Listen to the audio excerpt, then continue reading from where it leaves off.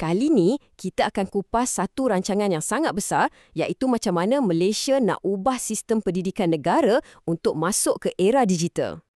Kalau kita ingat balik, pandemik COVID-19 tu kan, dia betul-betul jadi satu ujian besar untuk sistem pendidikan kita di seluruh dunia. Dan untuk Malaysia, ia macam satu wake-up call digital. Satu kejutan yang menyedarkan kita semua. Masa semua terpaksa beralih ke pembelajaran dari rumah, tiba-tiba kita nampak satu angka yang cukup membimbangkan. Bayangkan, 36% pelajar, tak kiralah bandar atau luar bandar, langsung tak ada peranti peribadi. Ini dah jadi satu halangan besar untuk mereka teruskan belajar kan?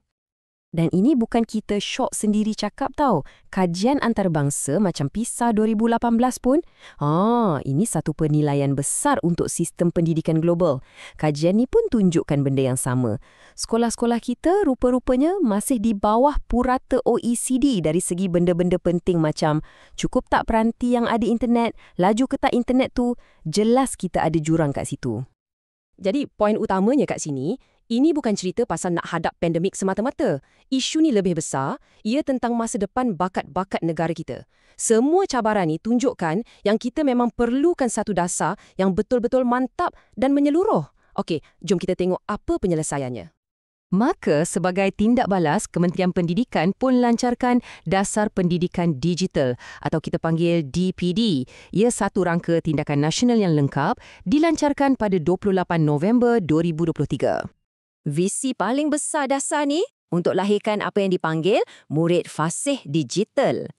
Yang menariknya pasal konsep ni kan, ia bukan setakat nak pelajar kita jadi pengguna teknologi je, tapi matlamat dia lebih tinggi untuk jadi pencipta menggunakan teknologi. Ada beza besar tu. Okey, untuk capai visi yang besar ni, Dasar DPD dibina atas 6 teras utama. Kalau kita tengok, ia merangkumi semua benda dalam ekosistem pendidikan.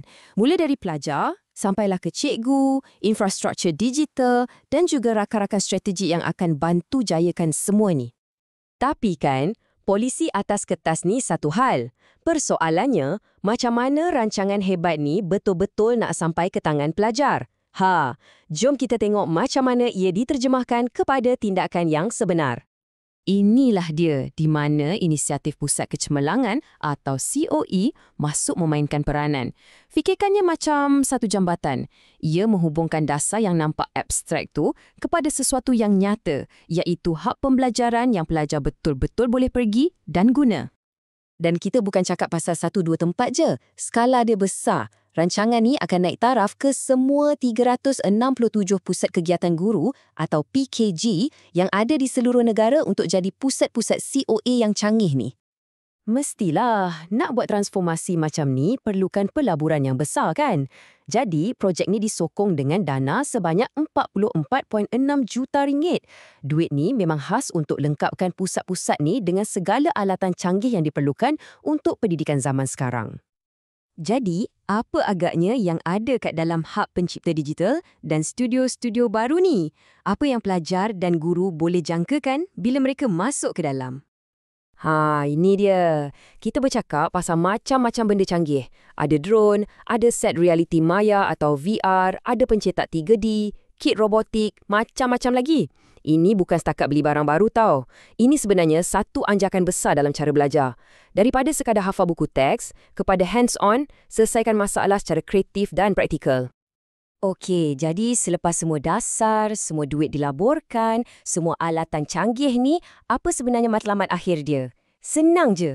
Ia adalah untuk bagi kuasa kepada pelajar dan guru untuk wujudkan satu budaya di mana kreativiti, pemikiran kritis dan inovasi digital tu jadi perkara biasa. Macam kata Menteri Pendidikan sendiri, dasar ni adalah panduan untuk kita semua sebagai satu negara untuk hadapi masa depan.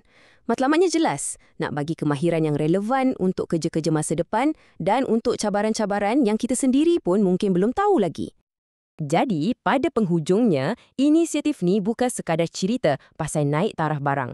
Ia satu pelaburan. Pelaburan pada potensi generasi muda kita. Dan ini tinggalkan kita dengan satu soalan yang sangat menarik untuk kita fikirkan sama-sama. Dengan semua alatan dan kemahiran baru ni, agaknya apa yang generasi akan datang Malaysia mampu cipta?